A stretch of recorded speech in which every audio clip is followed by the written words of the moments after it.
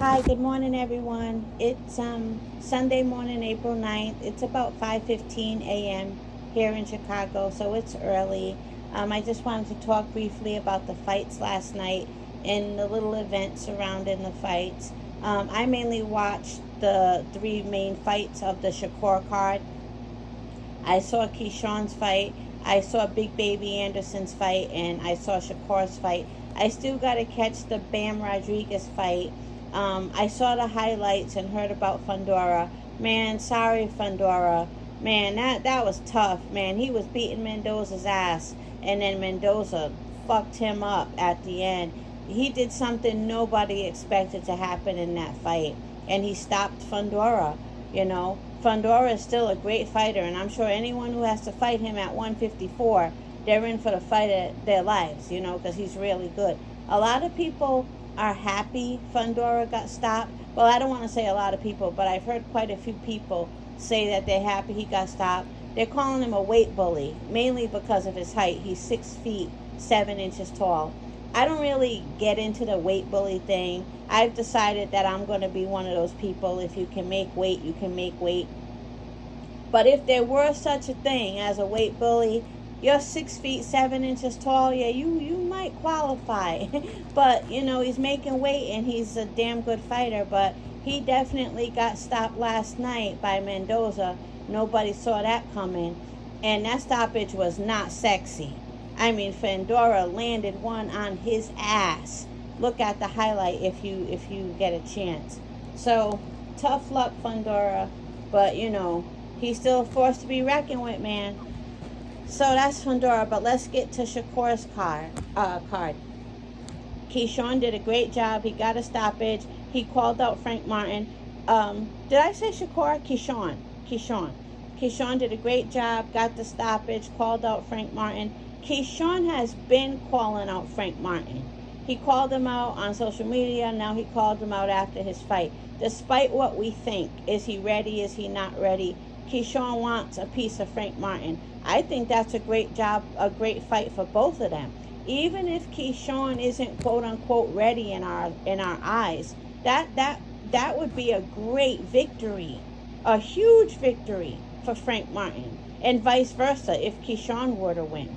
So I say let them fight. Errol Spence didn't like that idea. Errol Spence didn't really, like the idea of a Frank Martin versus Keyshawn fight, because Errol Spence wants Frank Martin versus Shakur. That's what he wants. But Keyshawn wants Frank Martin. So, in the meantime, in between time, Errol, let Frank Martin and Keyshawn fight. I think it's a great fight, and I think that's a huge name on both their resumes, even though Keyshawn doesn't have a lot of fights. That's still a huge win in my book. So if he were to beat Keyshawn, that is, which I don't think it's a 100% chance. I mean, even if I have Frank Martin edging out Keyshawn, I think it's a great fight. So that's that. Let's get to Big Baby Anderson. I love seeing him fight, man. I want the best for him. I want him to really own heavyweight. Man, that man is a heavyweight. Just watching him move in that ring as a heavyweight fighter. And I get nervous when he gets a little silly and playful, but I'm going to go ahead and trust that he knows what he's doing. He did a great job. He got a stoppage versus the Dominican guy. I did expect more from the Dominican boxer Arias, but salute to Treyax, he made a good point. He's like, well, the man only had a handful of amateur fights. Don't expect too much from him, And that's true. I agree with that. I don't know why I expected more from him.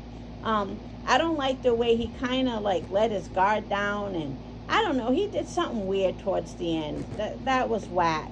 But, that was right when Anderson, Big Baby, was commencing to beating his ass, and he stopped him. So the future is real bright for Big Baby Anderson, and I really like him. I can't wait to see what's in store for him as a heavyweight. So that's Big Baby Anderson. If you've never watched him, most people who I communicate with on this channel, of course they've seen him fight.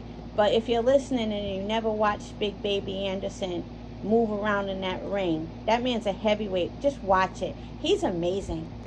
And let's talk about Shakur.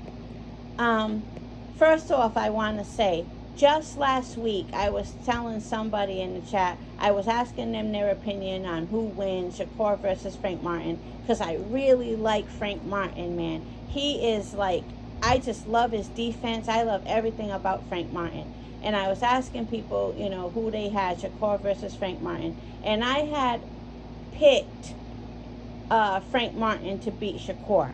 I had agreed with them and picked Frank Martin to beat Shakur. I want to take that back. I no longer believe that. I actually have Shakur to beat Frank Martin. I do. And I think it's a tough fight for both. I don't know who wins, but I would pick Shakur to beat Frank Martin. Definitely. Not just I would pick him, I would definitely pick him to beat Frank Martin. So I definitely want to take back that I said, you know, I had Frank Martin to beat Shakur. Now, don't get me wrong. I know Yoshino, the guy that Shakur fought last night, I know he's no Frank Martin. I know that. But I would still pick Shakur to beat Frank Martin. Yoshino, by the way, he came in as an undefeated fighter, pretty good reputation. And, you know, the Japanese fighters are always pretty decent, in my opinion. So, you know, and that was Shakur's first fight at 135. Man, I was really impressed with Shakur. He is an excellent fighter. Excellent fighter. And his punch stats were just amazing. And again, I know all of this depends on who's in front of you, but I still see that Shakur is the truth. He's beautiful. Man, Shakur is an excellent fighter. Salute to Brick City, man. Salute to Brick City, for real. And I just can't wait to see what's next for Shakur. He was talking big shit about Haney. Shakur's been wanting to do this.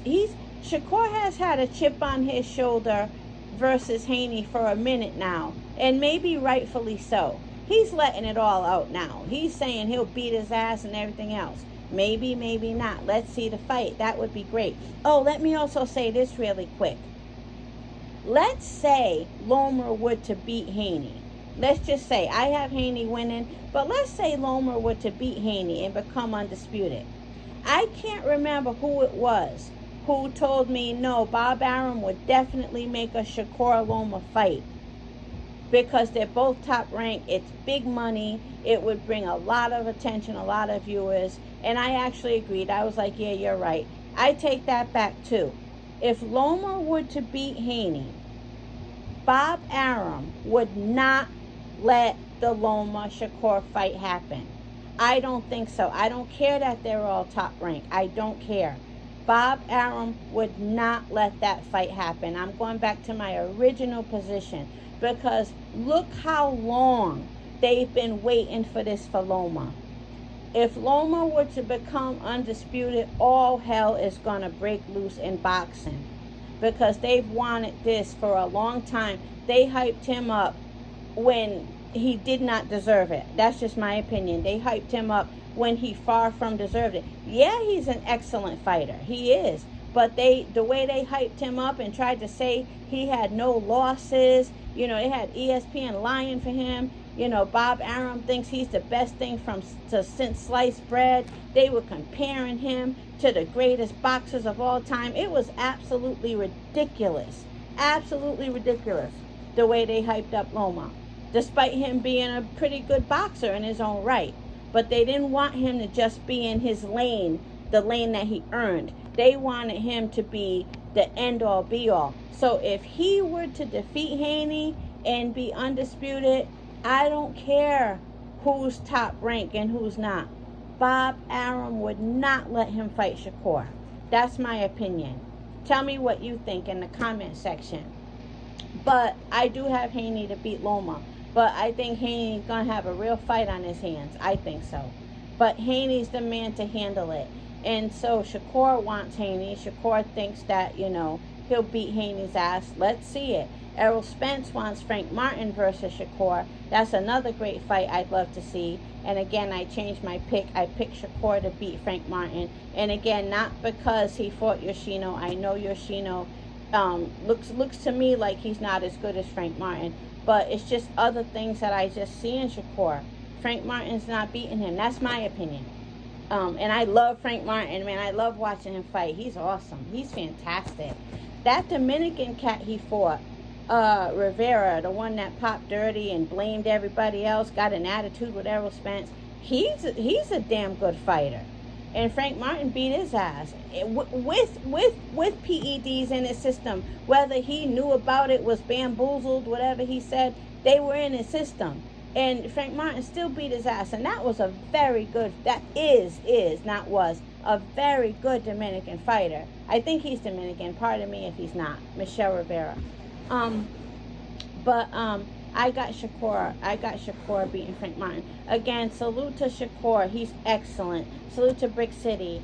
And that's it for the fights. I think they were great fights. And again, I'm really excited about Big Baby Anderson. I'm so excited for him. And I'm happy for Keyshawn.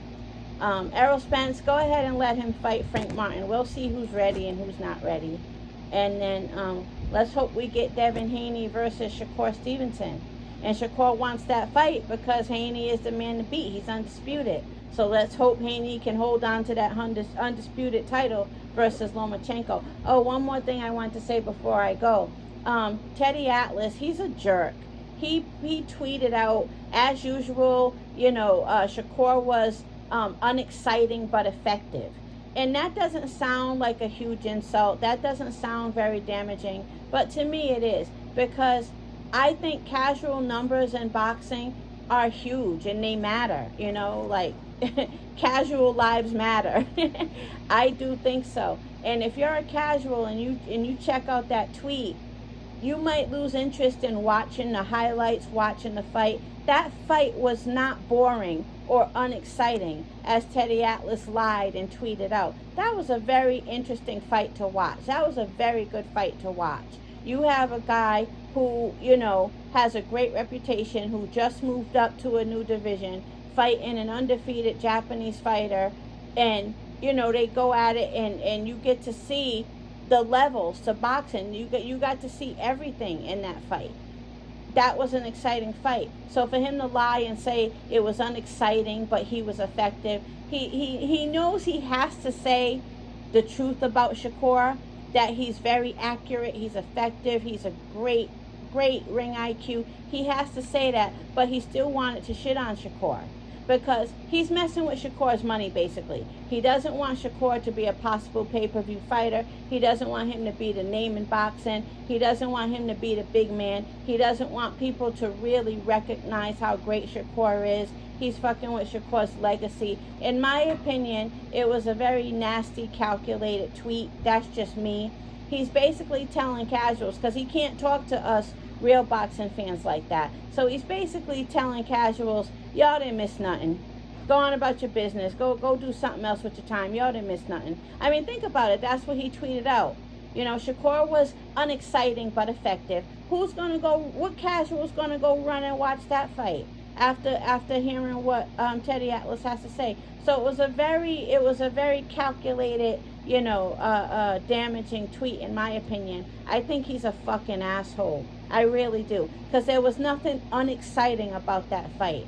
And he's playing with Shakur's, possible pay-per-view status one day. He's playing with people who might have become fans of Shakur or go to check Shakur out. There's new boxing fans every day, just like there's new fans of any sport every day. So if a fight is boring, then you can say it was boring, but I feel like he lied on Shakur, and it doesn't sound like it could be damaging, but I think it could, and I think it was deliberate. I don't know, maybe I'm overreacting, but I think he knew what he was doing. But that's all, everybody. Salute to Marlo's Corner and Trey X. I caught it late, but great fight call. Trey X always calls the hell out of a fight. He's the best. So salute to Marlo's Corner and Trey X. And salute to Dilo 404 Boxing. Salute to Derek Bailey. And salute to the Mac Mob, B Mac, and E Thriller, the Black Picasso. Salute to Blood Boxing. And salute to everybody. Salute to Try Biz Wild Indian. That's not a boxing channel. I consider it like an education channel, and just really good information that can be useful to all of us. Yeah, salute to who else? 88 Sports Talk. Salute to Southpaw 77 Boxing.